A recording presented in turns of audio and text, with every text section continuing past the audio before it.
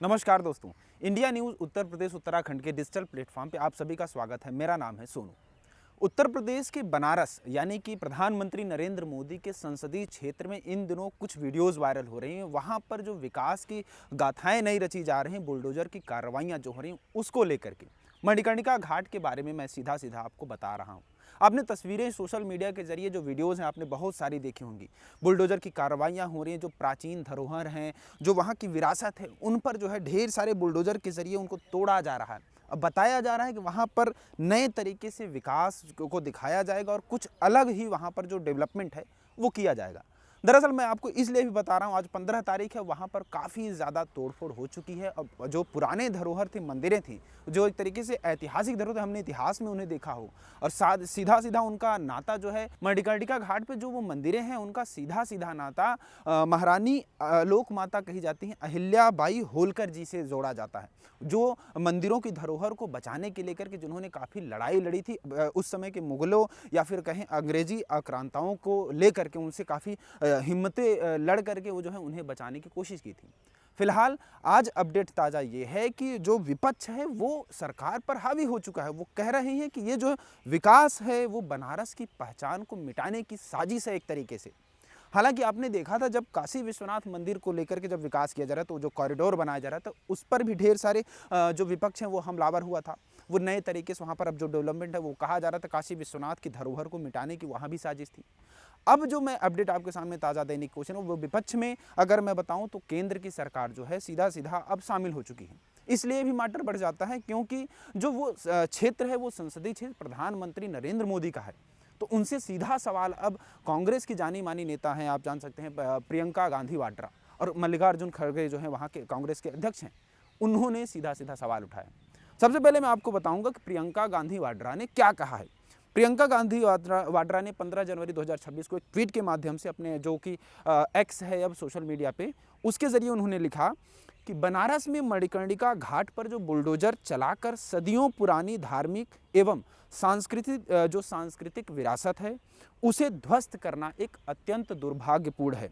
मणिकर्णिका घाट और इसकी प्राचीनता का धार्मिक महत्व तो है ही, इससे लोक माता अहिल्याबाई होलकर जी की स्मृतियां भी जुड़ी हुई हैं। लोक माता अहिल्याबाई जिनका अभी हाल ही में जन्म था, आरएसएस संघ और खुद बीजेपी भी उनके जन्मदिवस को धूमधाम से मनाती है। यानी कि अब विपक्ष भी उन पर इसी वजह से निशाना साध रहा है कि जिस लोक माता अहिल्याबाई को लेकर के जो ये पक्ष है वो राजनीति करती है, वो उन्हीं की धरोहरों को मिटाने की साजिश कर रही है। उसी के आगे वो लिखती हैं कि विकास के नाम पर चंद लोगों के व्यावसायिक हितों के लिए देश की धार्मिक एवं ऐतिहासिक धरोहरों को मिटाना घोर पाप है। हालांकि पाप पुण्य का खेल आप समझते हैं। इससे पहले भी बनारस में रिनोवेशन के नाम पर कई सदी पुराने अनेक मंदिर ध्वस्त किए जा चुके हैं। काशी की धार्मिक, आध्यात्मिक एवं सांस्कृतिक पहचान मिटाने की ये साजिशें तत्काल बंद होनी चाहिए। यह बयान उन्होंने 15 जनवरी 2026 को अपने ट्वीट यानी कि जो सोशल मीडिया पे एक्स है उसके माध्यम से दिया है, और उन्होंने उसका अगर हेडलाइन लिखा है कि बनारस की पहचान मिटाने की ये साजिश है। एक साजिश करार देना मतलब आप समझ सकते हैं कि विपक्ष पूरी तरह से मोदी पर जो है हावी हो रहा है, इसको लेकर के उसे ना तोड़ा जाए।